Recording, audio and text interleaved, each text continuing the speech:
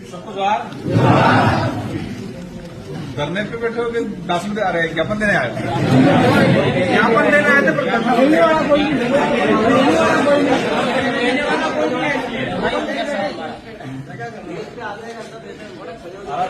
श्रृंखला को लेके सुप्रीम कोर्ट का जो जजमेंट आया,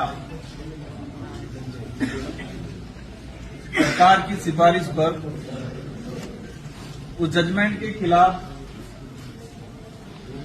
राजस्थान सहित पूरे देश के अंदर एक सोशल मीडिया हो, सड़क के माध्यम, हर प्रकार से देश लेवल पे इस जजमेंट के खिलाफ आंदोलन हो रहा है। और उसी की कड़ी में प्रतापगढ़ जिले के समस्त सामाजिक संगठनों के पदाधिकारी द्वारा भील प्रदेश मुक्ति मोर्चा के नेतृत्व में आज प्रतापगढ़ जिला मुख्यालय पर जो ज्ञापन कार्यक्रम किया जा रहा है, इसमें सभी समुदाय, सभी सामाजिक संगठनों का सहयोग है। जब ये बात मैंने सबसे पहले सदन में उठाई थी और उदयपुर संभाग स्तर पे प्रेस कॉन्फ्रेंस की थी, इसकी विस्तृत जानकारी दी थी, आप तक सभी तक पहुंची होगी। उसमें मैंने स्पष्ट कहा था कि अरावली पर्वत श्रृंखला हमारे जो अगर ऐतिहासिक पृष्ठभूमि के आधार पर समझे, भौगोलिक दृष्टि से समझे, तो बताया जाता है कि 2 से 2.5 अरब वर्ष पुरानी ये अरावली पर्वत श्रृंखला है और गुजरात से लगा के राजस्थान, हरियाणा और दिल्ली तक ये करीब 700 किलोमीटर के आसपास पर अरावली पर्वत श्रृंखला है। और इसमें सबसे ज्यादा हिस्सा राजस्थान में आता है और राजस्थान के अंदर भी सबसे ज्यादा हिस्सा अपना जो अनुसूचित क्षेत्र है, डूंगरपुर, बांसवाड़ा, प्रतापगढ़, राजसमंद, कलुंबर, सिरोही, इस जिले में आता है। अब इसको लेके कई प्रकार के तर्क वितर्क आ रहे हैं।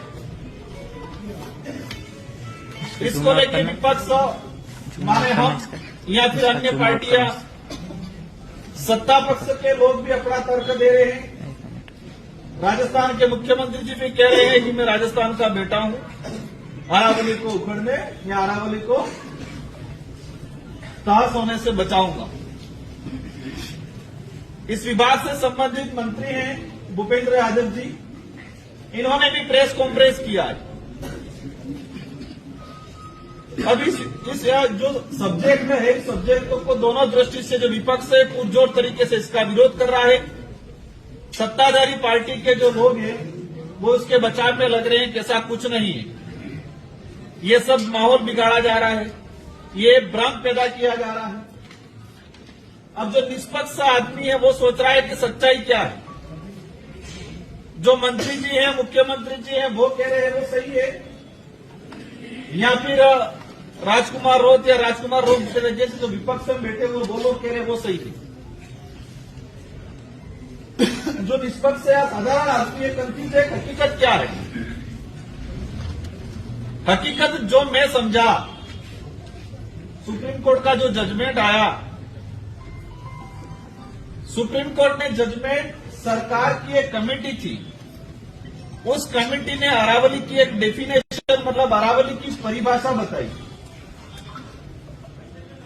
खनन को लेके हाईकोर्ट में पहले केस चल रहा था, इसके बाद सुप्रीम कोर्ट में गया तो चीफ जस्टिस जो गवई थे भी रिटायर्ड हो गए, इनके साथ 2 अन्य जज थे, 3 लोगों की बेंच ने इस पे सुनवाई की और सुनवाई या डिसीजन जो दिया वो सरकार की सिफारिश पे सरकार को कहा था कि आप कमेटी बना के अरावली की परिभाषा बताओ कि अरावली किस तरह से है, वर्तमान स्थिति क्या है, इसको कितना सुरक्षित रखना चाहिए, कितना सेंचुरियां हैं, कितने अभ्यारण्य हैं, कितने पे खनन करने की जरूरत है या कितने को खनन के लिए अलाउ करने की जरूरत है। केंद्र सरकार ने मेरी जो जानकारी में 4-5 लोगों की कमेटी बनाई और इस कमेटी में सरकार के जो लोग थे या सरकार का जो अधिकारी था, फॉरेस्ट का अधिकारी था, पर्यावरण डिपार्टमेंट का जो सेक्रेटरी था, ऐसे ही लोगों की कमेटी बनाई और उद्योगपतियों के इशारों पे, खनन माफिया, भूमाफियों के इशारों पे इस कमेटी ने एक परिभाषा बता के दी कि अरावली यहां से यहां तक है, अरावली में इतने इलाके में पहले से माइनिंग अलॉट है और इतने इलाके में और माइनिंग की जरूरत है या भविष्य में कर सकते हैं। तो अरावली 100 मीटर मतलब 100 मीटर से ऊपर वाली पहाड़ी है उसी को अरावली माना जाए, बाकी 100 मीटर से नीचे वाली जो पहाड़ी है उसको अरावली नहीं या अरावली का हिस्सा नहीं मान के उसको खनन के लिए लीज पे देने का प्रावधान कर सकते हैं। ये सरकार ने सिफारिश की और इसी सिफारिश के आधार पर सुप्रीम कोर्ट ने फैसला दे दिया कि अरावली पर्वत श्रृंखला में 100 मीटर से ऊपर वाली जो पहाड़ी है उसी को अरावली पर्वत श्रृंखला का मुख्य हिस्सा माना जाएगा, उसी को संरक्षित किया जाएगा। यहां पर किसी भी प्रकार की माइनिंग अलॉट नहीं की जाएगी। सुप्रीम कोर्ट ने फैसला दे दिया। अब सरकार कह रही है, हम कह रहे हैं कि सुप्रीम कोर्ट का जो जजमेंट है उसमें है कि अरावली की जो लंबाई कहां से नापेंगे, अब આપણે કાળજા કઈ જગામાં નાપી પડે એમ मंत्री जी के भूपेंद्र यादव जी का भी आया कि जो अरावली उदाहरण बताया, पेड़ जो है पेड़ ऊपर से दिख रहा है, उसकी जड़ नीचे भी है, तो ठेठ जड़ से नापा जाएगा। मतलब जो पहाड़ है उस पहाड़ की लंबाई ठेठ नीचे जड़ इसका है वहां से नापा जाएगा। लेकिन जजमेंट में ऐसा नहीं है। जजमेंट में कह रखा है भूतल, वर्तमान जो जमीन पे हमें दिखाई दे रहा है उससे 100 मीटर की हाइट को नापा जाएगा। समुद्री तल की बात नहीं है, भूतल की बात है। और इस हिसाब से स्पष्ट है कि टोटल 13,000 के आसपास पहाड़ियां हैं अरावली पर्वत श्रृंखला में, जिसमें हमारे प्रतापगढ़ की सीतामाता है और आसपास के इलाका भी आ गया, हमारा ये जलारा भी आ गया। और 13,000 के आसपास आइडेंटिफाइड पहाड़ियां हैं। तो 100 मीटर की पहाड़ी मात्र 1,000 है, 1,1200 के आसपास। इसके अलावा माने 11,500 से 12,000 के आसपास पहाड़ी 100 मीटर के नीचे की। अब सरकार कह रही है कि ऐसा नहीं है। सुप्रीम कोर्ट का जजमेंट कह रहा है कि धरातल से मापा जाएगा, मंत्री जी कह रहे हैं कि नीचे जड़ से मापा जाएगा। तो ये कोई छोटा मोटा या 1-2 दिन में समाधान होने वाला मामला नहीं है। और ऐसा भी नहीं है कि सुप्रीम कोर्ट ने फैसला दे दिया हम विरोध नहीं करेंगे तो 1-2 साल में अरावली खत्म हो जाएगी, ऐसा भी नहीं। ये धीरे धीरे इसका दुष्परिणाम 20, 25, 30 साल 30 साल बाद आएगा। एक पत्रकार हैं, एक टीवी चैनल पे आते, मैं नाम भूल रहा हूं, जब दिल्ली में केजरीवाल जी की सरकार थी तो वो कह रहे थे कि केजरीवाल जी क्या कर रहे हैं, उनको संज्ञान लेने की जरूरत है, दिल्ली में प्रदूषण बहुत फैल गया।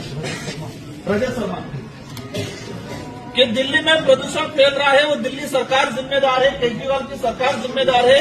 2 से 3 बार केजरीवाल की सरकार ने कुछ नहीं किया, इसलिए अरावली मतलब प्रदूषण दिल्ली में फैल रहा है। अब क्या कह रहे हैं कि अरावली की वजह से दिल्ली में प्रदूषण फैल रहा है, क्योंकि अरावली फैली हुई कटोरे की तरह दिल्ली है क्या।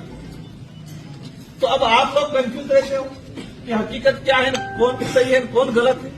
अब जिस आइडियोलॉजी का आदमी है तो उस आइडियोलॉजी का आदमी जो कहता है वही सही लगता है। आज मेरी विचारधारा, मेरी आइडियोलॉजी है, मेरे से मेरे कनेक्टिविटी है, तो मैंने जो कहा वही सही मानोगे आपको। अब यहां खड़ा है वो किसी और मेंटेलिटी का है तो उसको मेरी बात गलत लगेगी। लेकिन हमें ऐसे इंसान बनना है कि राजकुमार रोध भी कोई गलत कह रहा है तो उसको तार्किक तरीके से इसका विरोध करना है। कहना नहीं करना है। राजकुमार रोध भी कोई ऑथेंटिक मतलब बिना ऑथेंटिक चीजें या झूठी बात फैला रहा है। अब मैंने ये जो बात बताई, इस बात पे आप भी गूगल पे एआई का जमाना भी आ गया, इधर इधर सुप्रीम कोर्ट का जजमेंट भी इधर उधर वायरल हो रहा है, उसको भी पढ़ सकते। तो यह स्पष्ट है कि आज जो गतिविधियां सुप्रीम कोर्ट ने जो डायरेक्शन दिया है, उसका दुष्परिणाम आने वाले 25-30 साल बाद होगा। तो हमारी तो जिंदगी निकल जाएगी, लेकिन आने वाली पीढ़ी के लिए खत्म हो जाएगी। अब ये लड़ाई बाप पार्टी है, बिल प्रदेश मुक्ति मोर्चा अकेले की भी है। अब शुद्ध ऑक्सीजन मिल रही है तो बाप वालों से मड़ा है तो मड़ा नहीं मिलती, सबने मड़ा।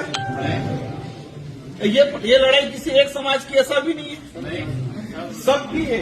इसीलिए मैंने कहा था कि ये लड़ाई पॉलिटिकली विचारधारा हमारी कुछ भी हो सकती है, मेरे से वैचारिक मतभेद हो सकता है, लेकिन अरावली प्रवर श्रृंखला का जो फैसला आया है, उस फैसले को लेके हर समुदाय, हर सामाजिक संगठन, हर पॉलिटिकल लोगों को एक मंच पे आने की जरूरत है, क्योंकि सरकार स्पष्ट झूठ बोल रही है, स्पष्ट झूठ बोल रही है। अपने यहाँ पर कितने अवैध खनन हो रहा, नहीं हो रहा है क्या? बाबरो ट्रैक्टर वाला अधिकारी ने अवैध खनन पे कार्रवाई करो, ठाणगर आधार हो करी, बाबरो ट्रैक्टर लेके बोले तुमने पकड़ी, बस फोटो किसी नाकेंगे, हमने अवैध बजरी खनन हो रहा था। बड़े को नहीं मारेंगे, बड़े को, अब बड़े को मारने जाएंगे तो बेचारा इनकी दिक्कत होगी, क्योंकि वो तो सीएमओ में पहुंच रखता है, सीधी हो जाए क्या हो जाए, अब इनकी भी मजबूरी नहीं। तो ये सिस्टम जो है, क्योंकि राजस्थान के मुख्यमंत्री जी बने, 200 दिन का अभियान, 100 दिन का अभियान चलाया। क्या अभियान चलाया था? अवैध खनन, अवैध बजरी के खिलाफ। आपको ध्यान नहीं होगा, अधिकारियों को सबको ध्यान है कि 100 दिन या 150 दिन में भूल रहा हूं कि इतने दिन में पूरे राजस्थान में अवैध धंधे चल रहे हैं, अवैध खनन चल रहा है, इस पे कार्रवाई करेंगे। हुई कार्रवाई, पर किस पे हुई कार्रवाई? जो बड़ा उद्योगपति था, जो किसी पहाड़ को खोद के क्रेशर, अनलीगल तरीके से क्रेशर गट्टी लगाई है, पत्थर निकाल रहा है, वहां से जो बड़ा निकाल रहा था, उसकी जो मशीन लग रही है, LNT लग रही है, वो क्रेशर प्लांट, उस पर कार्रवाई नहीं हुई। वहां से पकड़ के जो ट्रैक्टर वाला किसी के घर पे डालने के लिए जा रहा है गट्टी, उस पर पकड़ा, अवैध खनन, वो कार्रवाई।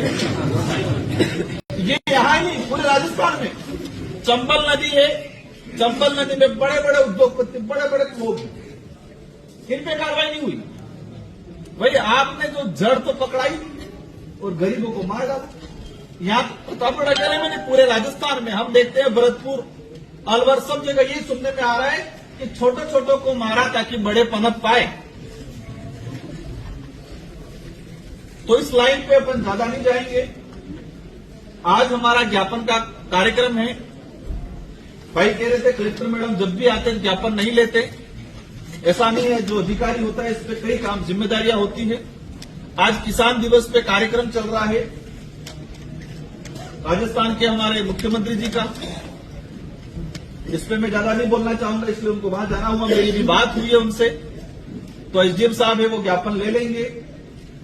और हमें इनसे नहीं लड़ना है, हमें सिस्टम वालों से लड़ना है। हमें किससे लड़ना है? कोई दिक्कत नहीं, थोड़ी बहुत लड़ाई लड़नी भी पड़ती है, नहीं लड़नी पड़ती है, बोले एक लिमिट दायरे में रह के। तो ये जो जन जागृति है, ये गांव गांव फले फले सरकार को एहसास कराना है कि तुम जिस जल जंगल जमीन को संसाधन समझते हो, उस जल जंगल जमीन को हम हमारा पूर्वज समझते हैं और उसकी रक्षा हम करेंगे, एहसास कराना। यही होता है कि जो संसाधन समझते हैं, हमारी जो पहाड़ी है, हमारी नदियां हैं,